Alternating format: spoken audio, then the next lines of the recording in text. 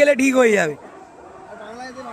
আর আমাদের এই তোজো সকাল সকাল ধ্রুবর সঙ্গে ঝামেলা করেছে, ওই জন্য ধ্রুব মন খারাপ করে বসে আছে।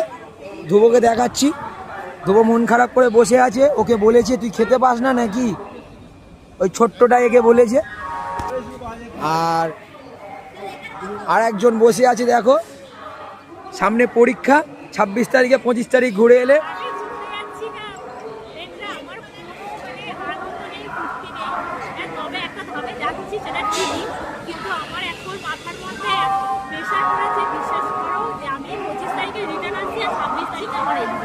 ঠিক আছে, গুড লাক, তুমি ঘুরে এসো।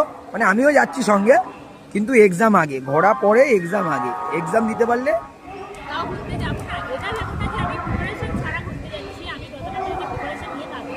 সে আমি জানি, তোমার সঙ্গে তো আমি থাকি, তুমি অনেক রাত তুমি পড়াশোনা করেছো, আমি জানি আমার ঘুমটাকে মাটি করেছো। ধন্যবাদ অসংখ্য, চলো পরে কথা।